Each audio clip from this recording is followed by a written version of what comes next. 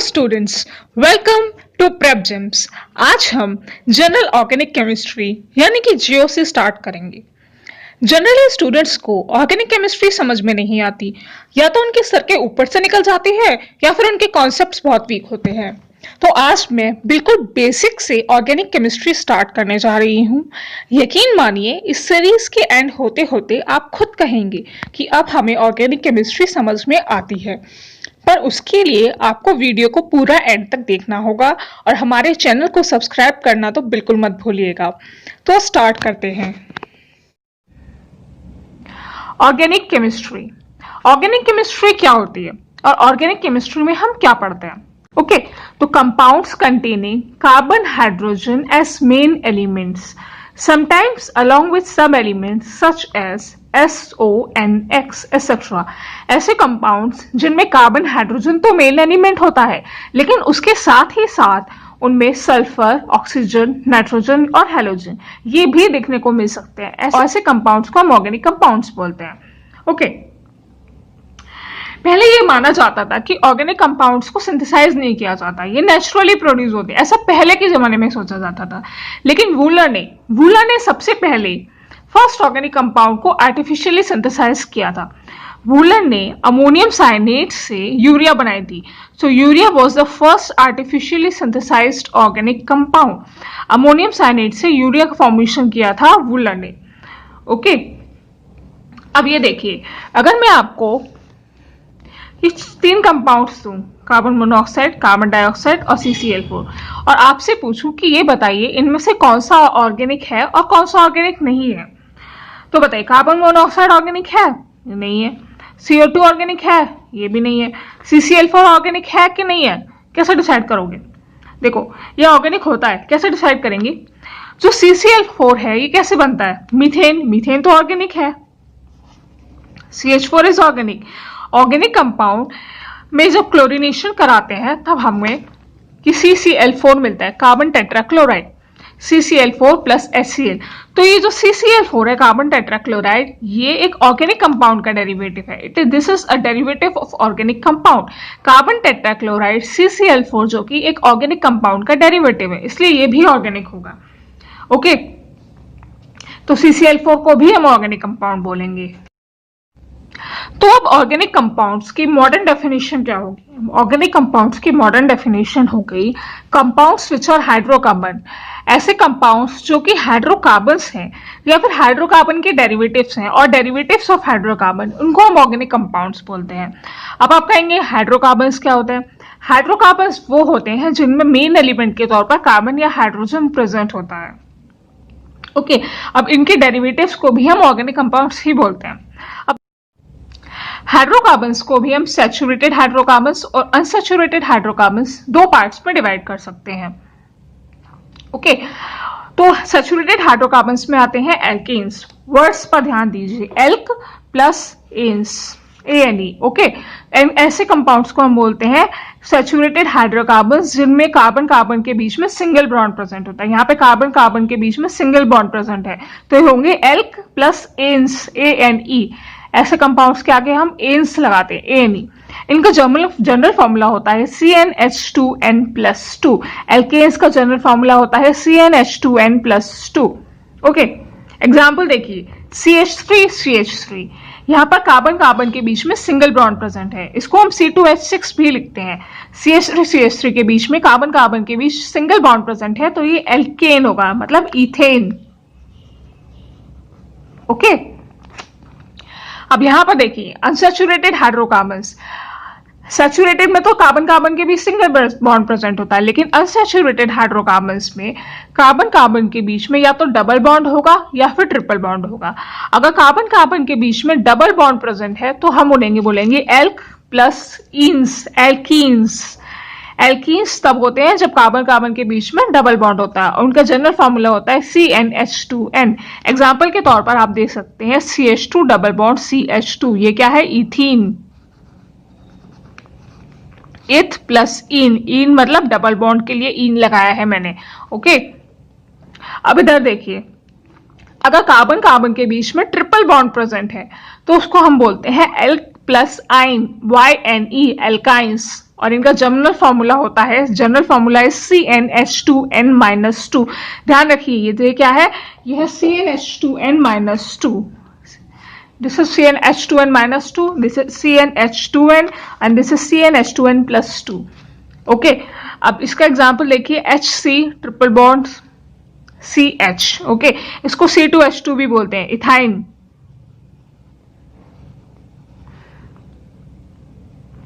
ये दूसरा कंपाउंड देखिए, दूसरा कंपाउंड है CH3, कार्बन कार्बन के बीच में एक ट्रिपल बॉन्ड, फिर उससे एक CH3 जुड़ा हुआ है। टोटल कार्बन कितने हो गए, 1 2 3 4, 4 कार्बन तो C4, हाइड्रोजन काउंट कीजिए, 3 और 3 6, C4H6, ये हो गया C4H6, ये भी एक एल्काइन है। ओके, अब हम पढ़ेंगे primary, secondary, tertiary and quaternary carbon atoms. Primary को 1 डिग्री भी बोलते हैं, सेकेंडरी को 2 डिग्री बोलते हैं, टर्शियरी को 3 डिग्री बोलते हैं और क्वाटरनरी को 4 डिग्री बोलते हैं। ये कौन से कार्बन एटम्स होते हैं, ये कौन से कार्बन होते हैं, ये क्या होता है? देखिए, कार्बन की जो वैलेंसी होती है वो उसकी वैलेंसी 4 होती है। कार्बन जो है 4 बॉन्ड बना सकता है। ओके, यहां पर देखिए, ये जो एग्जाम्पल है इसमें कार्बन कार्बन के बीच में एक कार्बन से, ये जो CH3 है, ये वाले कार्बन पर ध्यान दीजिए, इस वाले कार्बन की एक वैलेंसी कार्बन से पूरी हो रही है और बाकी की 3 वैलेंसी हाइड्रोजन से पूरी हो रही है। ये वाला carbon completes 1 vacancy by carbon, ये कार्बन अपनी एक वैलेंसी को तो इस कार्बन से कंप्लीट कर रहा है, लेकिन बाकी की जो 3 वैलेंसी है वो हाइड्रोजन से ही कंप्लीट हो रही है। तो इस कार्बन को हम बोलेंगे प्राइमरी या 1 डिग्री। ऐसा कार्बन जो सिर्फ एक दूसरे कार्बन से जुड़ा होता है उसको हम बोलते हैं प्राइमरी कार्बन। ओके, इधर देखिए, इस एग्जाम्पल में ये वाला जो कार्बन है ये 2 और कार्बन से जुड़ा हुआ है।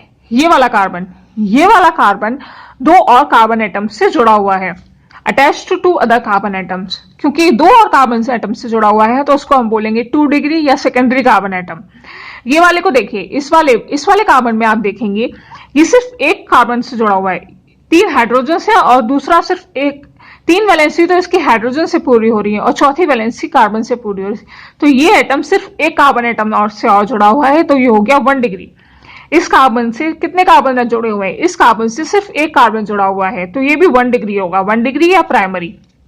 आप इधर देखिए, ये वाला जो कार्बन है ये कितने और कार्बन के साथ जुड़ा हुआ है, ये वाला कार्बन 3 और कार्बन के साथ जुड़ा हुआ है, तो उसको हम बोलते हैं 3 डिग्री या टर्शियरी कार्बन एटम।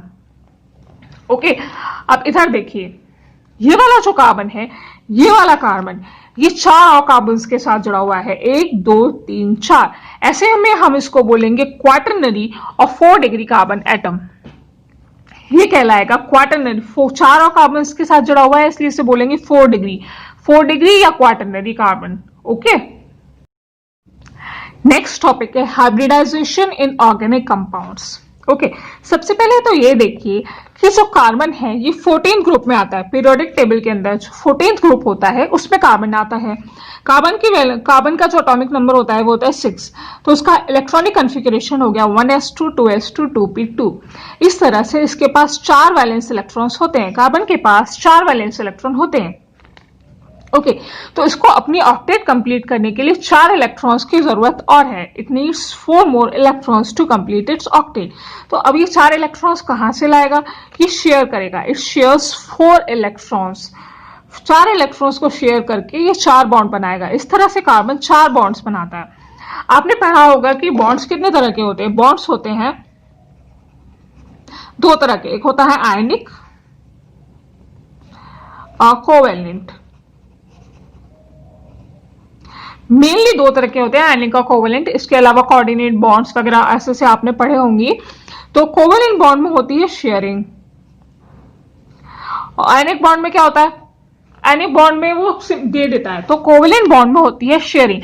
तो जो कार्बन है वो मोस्टली कोवेलेंट बॉन्ड ही दिखाता है। कोवेलेंट बॉन्ड मींस शेयरिंग, अपने इलेक्ट्रॉन्स को शेयर करता है। 99.99% जो कार्बन है वो हमेशा कोवेलेंट बॉन्ड ही बनाता है, लेकिन एक्सेप्शंस भी हैं, लाइक ग्रिग्नार्ड रिएजेंट RMgX। इसमें आयनिक बॉन्डिंग भी होती है, इसको हम आगे पढ़ेंगे रिएजेंट्स के चैप्टर में, वहां पर मैं आपको डिटेल में समझाऊंगी कि RMgX में आयनिक बॉन्ड होती है। यहाँ पर कार्बन आयनिक बॉन्डिंग शो करता है, लेकिन 99.99% केसेस में कार्बन हमेशा कोवेलेंट बॉन्डिंग ही दिखाता है। ओके, अब दूसरी चीज देखिए, सबसे इंपॉर्टेंट चीज,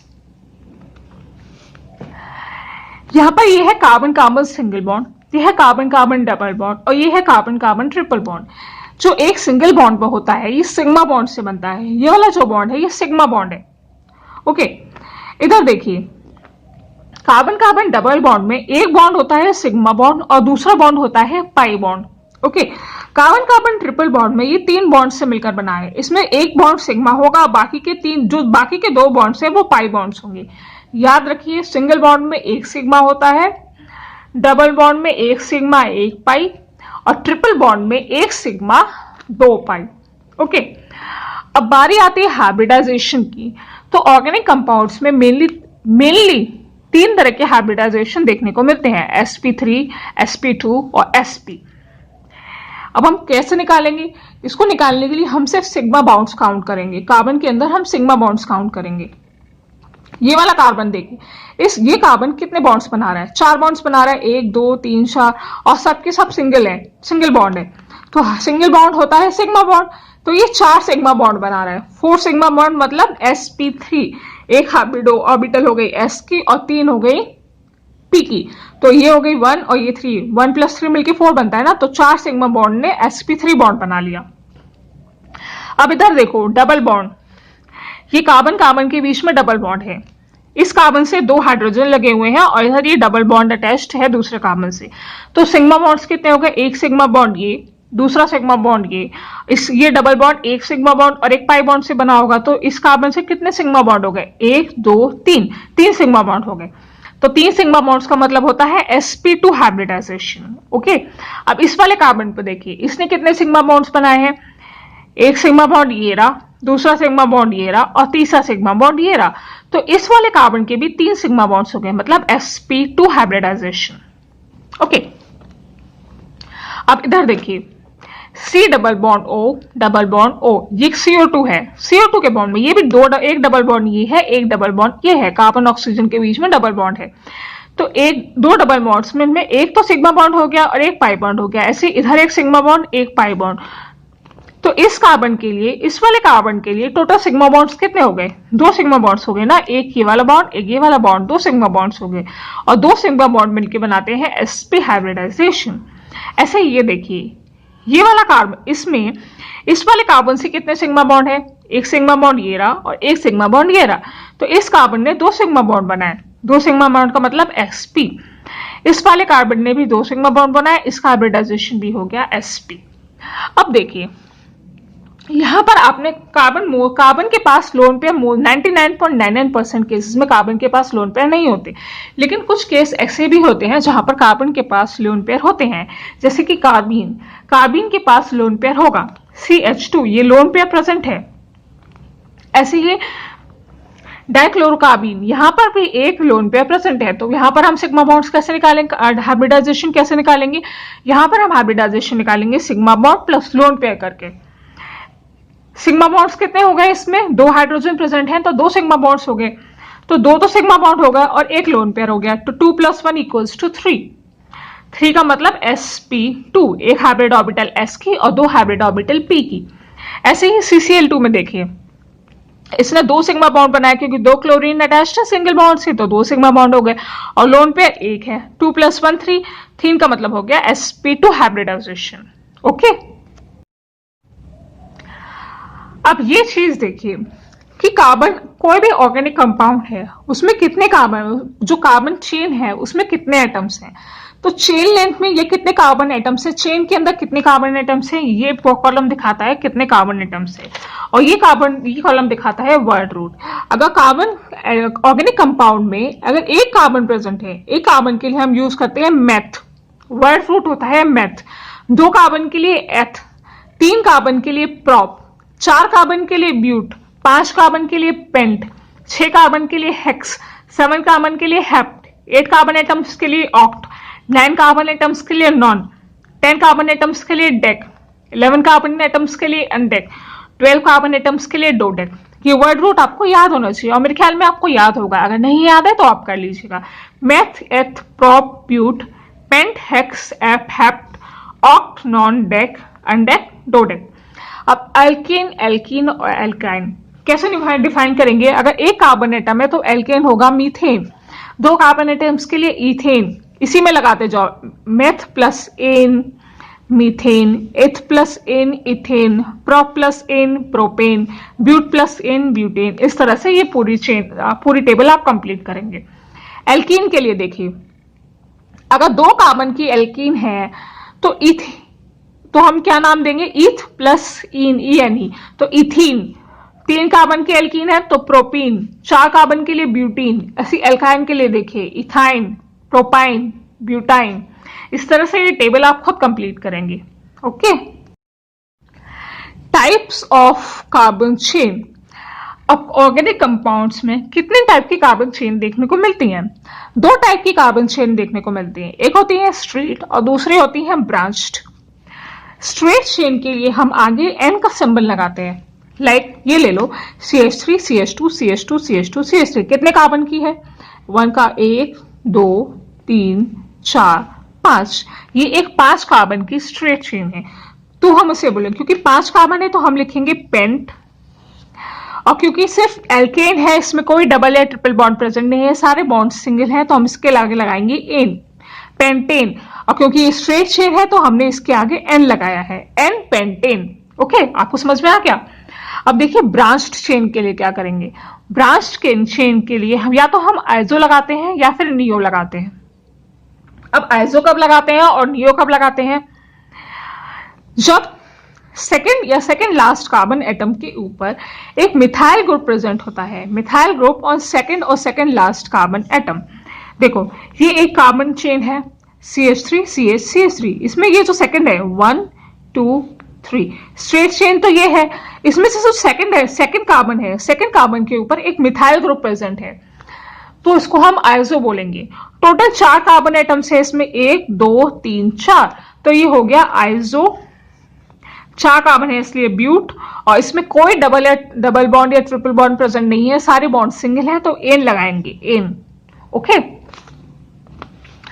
दूसरा एग्जांपल देखिए, ये कितने कार्बन एटम्स की चेन है? पहले स्ट्रेट चेन देखिए, 1 2 3 4, 4 एटम्स की स्ट्रेट चेन है, और सेकंड पोजीशन पर एक मिथाइल ग्रुप प्रेजेंट है। ठीक है, क्योंकि सेकंड पोजीशन पर एक मिथाइल ग्रुप प्रेजेंट है तो हम इसको बोलेंगे आइजो। हो गई, इसलिए तो मैंने लगा दिया आइजो। अब देखो टोटल कितने कार्बन एटम्स हैं? 1 2 3 4 5, टोटल 5 कार्बन है, इसलिए मैंने लगाया है पेंट, पेंट। और क्योंकि इसमें एक भी डबल बॉन्ड या ट्रिपल बॉन्ड प्रेजेंट नहीं है, सारे ही बॉन्ड सिंगल है, इसलिए मैंने एन लगाया है। ओके, समझ में आ गया? अब बारी है नियो की।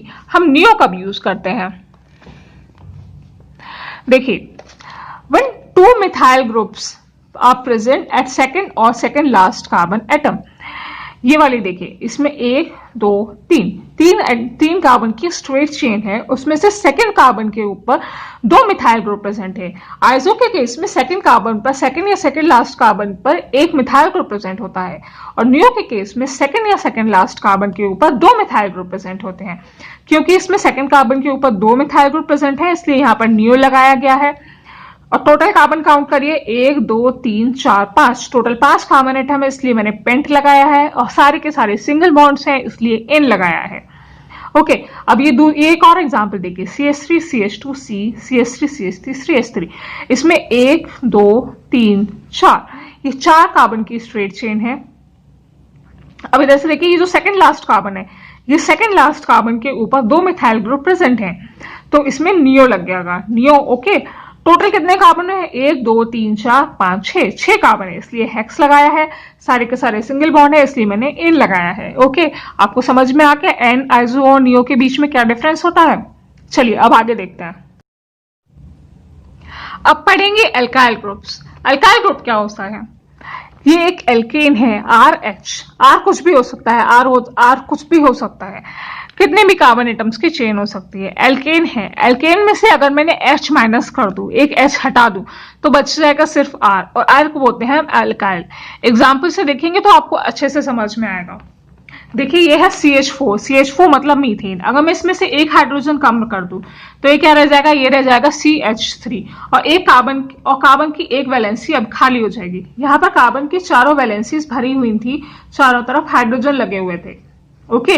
अब यहाँ पर बन गया CH3, यहाँ पर कार्बन की 3 वैलेंसी भरी हुई है, 3 जगह पर तो हाइड्रोजन बने हुए हैं लेकिन कार्बन की 1 वैलेंसी खाली है।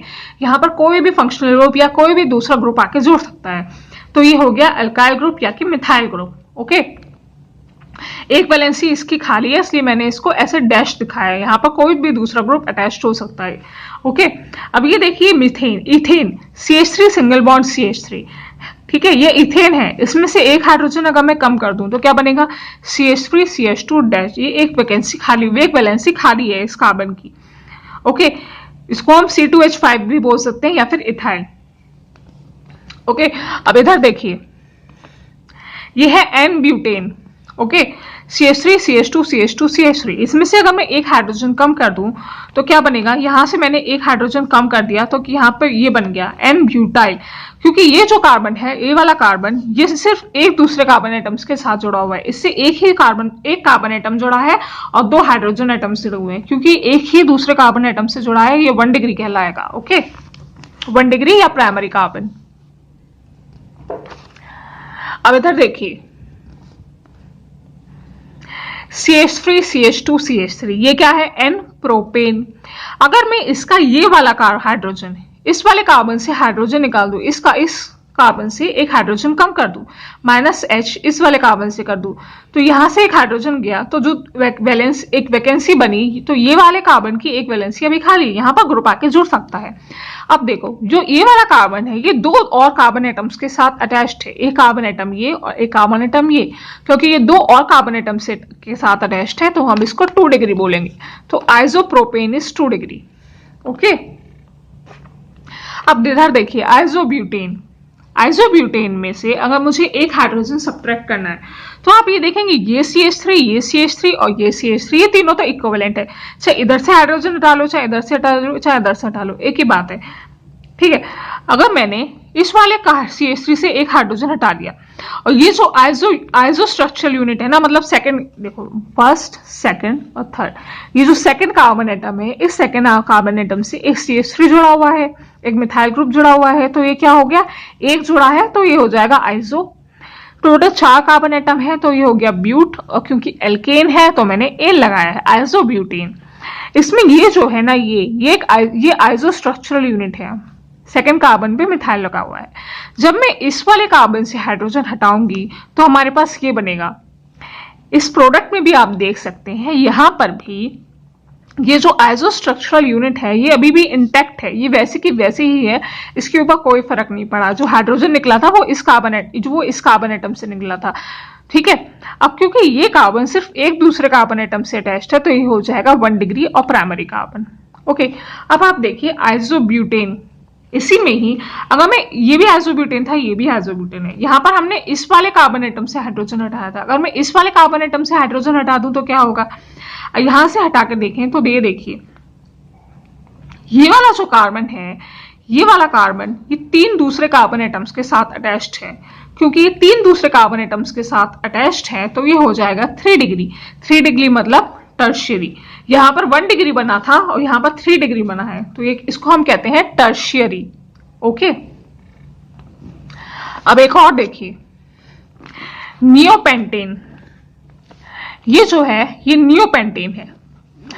नियोपेंटेन, ये वाली जो यूनिट है ये नियोपेंटेन यूनिट है, 1 2 3। ये जो सेकंड पोजीशन पर 2 मिथाइल ग्रुप अटैच्ड हैं, जब सेकंड या सेकंड लास्ट पोजीशन पर 2 मिथाइल ग्रुप अटैच्ड होते हैं तो हम नियो लगाते हैं। मैंने नियो लगाया है, टोटल 5 कार्बन एटम है इसलिए पेंट लगाया और फिर एन लगाया है, ये नियोपेंटेन है। अगर इस वाले कार्बन से मैं एक हाइड्रोजन कम कर दूं तो ये बनेगा। जो आइसो स्ट्रक्चरल यूनिट है ना, जो नियो यूनिट है, ये नियो यूनिट, ये इधर भी सेम है और इधर भी सेम है, ये एज इट इज रही, इसमें कोई फर्क नहीं पड़ा। जो हाइड्रोजन निकला है वो यहां से निकला है। अब ये वाला कार्बन सिर्फ एक दूसरे कार्बन के साथ अटैच्ड है, इसके साथ एक कार्बन और अटैच्ड है तो ये 1 डिग्री कहलाएगा। इस तरह से नियोपेंटाइल हो, आइसोब्यूटाइल हो, ये दोनों ही 1 डिग्री होते हैं, लेकिन जो आइसोप्रोपेन है ये 2 डिग्री है। ओके, ये डिफरेंस आपको समझ में आ गया। तो फ्रेंड्स, आज के वीडियो में सिर्फ इतना ही। अगले वीडियो में हम IUPAC नॉमेनक्लेचर स्टार्ट करेंगे। आई होप ये वीडियो आपको अच्छी लगी होगी। अगर ये वीडियो आपको पसंद आए तो प्लीज इसे लाइक कीजिएगा और हमारे चैनल को सब्सक्राइब जरूर कीजिएगा। Thank you very much.